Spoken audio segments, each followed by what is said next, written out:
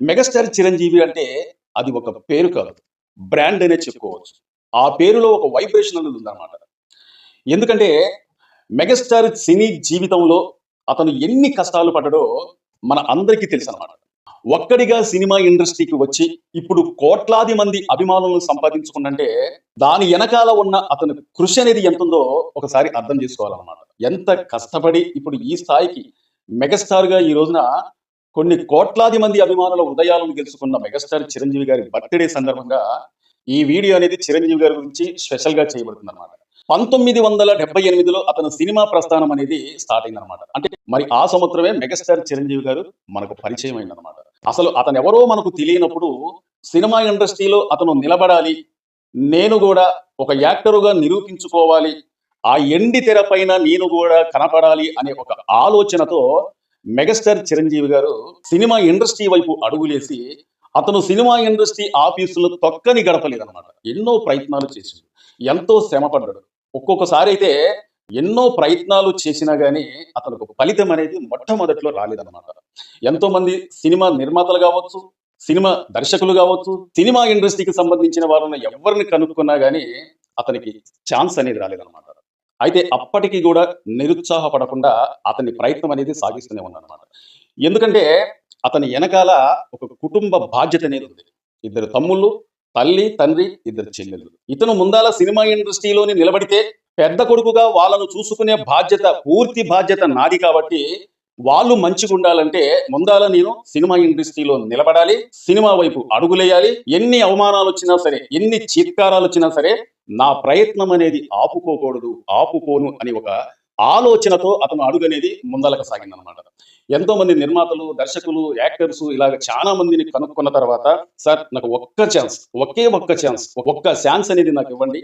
నేనేంటో నిరూపించుకుంటానని చెప్పి చిరంజీవి గారు అడిగినా కానీ, నిజంగా నీ మొహం ఎప్పుడైనా అద్దంలో చూసుకున్నావా? నువ్వు ఒక యాక్టర్‌వా? నువ్వు నిజంగా సినిమా ఇండస్ట్రీలో నిలబడగలవా? అసలు నిన్ను నమ్మి సినిమా అవకాశాలు ఎలా ఇవ్వాలని చెప్పి అప్పట్లో కొంతమంది చిరంజీవి గారిని చూసి అవమానించారన్నమాట. అవమానించారు, చీత్కరించారు, చీకొట్టారు.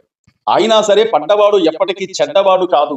నా ప్రయత్నం అనేది ఈ రోజుతో ఆగకూడదనే ఒక ఆలోచనతో ముందడుగేసిందనమాట. సినిమా అవకాశాల కోసం అతను ఎంత కష్టపడ్డాడో ఉదాహరణకు ఒక విషయం చెప్తారు. అదేంటంటే అతను ఒక రూమ్‌లో చిన్న గదిలో అద్దెకుండేవాడనమాట. ఆ గదిలో కొంతమంది కమెడియన్ సుధాకర్ గారు, అలాగే ఇంకొంతమంది అతనితో ఉండేవాళ్ళనమాట. ఒక్కో రోజునైతే అతని ఇంటికాడ నుంచి తీసుకొచ్చుకున్న డబ్బులు అయిపోవటంతో ఒక్కో పూట తిని, ఒక్కో పూట తినకుండా ఉన్న రోజులు కూడా కోకొల్లలున్నాయండి. అయినా సరే ఎప్పుడు కూడా అతను వెనకాడలేదు, వెనకడుగేయలేదు. అతని ప్రయత్నం అనేది ఆపలేదన్నమాట. పట్టు వదలని విక్రమార్కుడులాగా అతని ప్రయత్నం అనేది సాగుతూనే ఉండేదన్నమాట. సరే ఏదో రకంగా ఎన్నో ప్రయత్నాలు చేసి, ఎన్నో అవమానాలు పొంది, ఎన్నో చీత్కరింపులు వచ్చినప్పుడు ఒక అవకాశం అనేది వచ్చిందన్నమాట. ఆ అవకాశం వచ్చినప్పుడు అతను ఏ విధంగా సద్వినియోగం చేసుకుందంటే, 'పునాదురాలి' సినిమాతో అతనికి ఒక అవకాశం వచ్చిన తర్వాత ఆ సినిమా అనుకోకుండా షూటింగ్ జరుపుకోవడం కాస్తంత లేట్ అవ్వడంతో మరో సినిమాలో కూడా అతనికి అవకాశం వచ్చిందనమాట. ఆ సినిమా పేరేంటంటే 'ప్రాణం ఖరీదు'.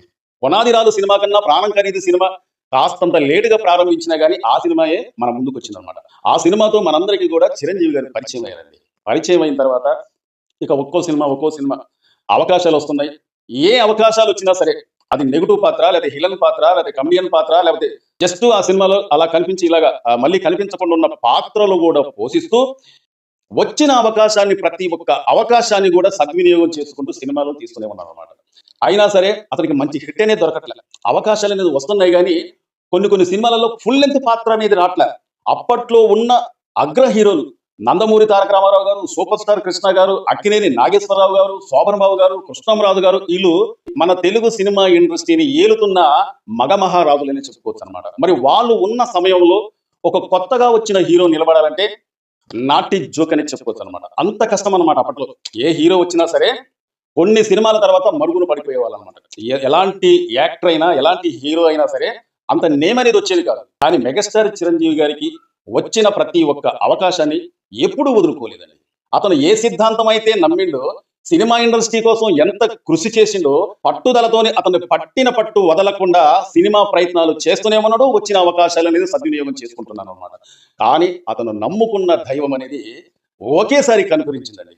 కానీ 1983 సంవత్సరంలో విడుదలైన 'ఖైదీ' సినిమా విడుదలైందండి. 'ఖైదీ' సినిమా విడుదలైన తర్వాత ఆ రాష్ట్రం ఈ రాష్ట్రం అనేది కాకుండా దేశవ్యాప్తంగా అతను పేరు అనేది మారుమోగిపోయిందన్నమాట. ఎంత పెద్ద బ్లాక్ బస్టర్ హిట్ అయిందో అప్పట్లో ఉన్న అభిమానులకు తెలుసు. మెగాస్టార్ చిరంజీవి నటించిన ఖైదీ చిత్రం 1983లో విడుదలైన తర్వాత నిజంగా ఎన్ని రికార్డులు బదలగొట్టిందో ఒకసారి నేను చెప్తా, మీరు శ్రద్ధగా వినండి. దాదాపు ఖైదీ సినిమాకు 25 లక్షల రూపాయలు ఖర్చు అయిందండి. ఆ సినిమా మొత్తం కూడా షూటింగ్ చేసి మొత్తం ప్రతి ఒక్క పైసాతో లెక్క పెడితే, కానీ ఆ సినిమా కలెక్షన్లు ఎంత చేసిందో తెలుసా?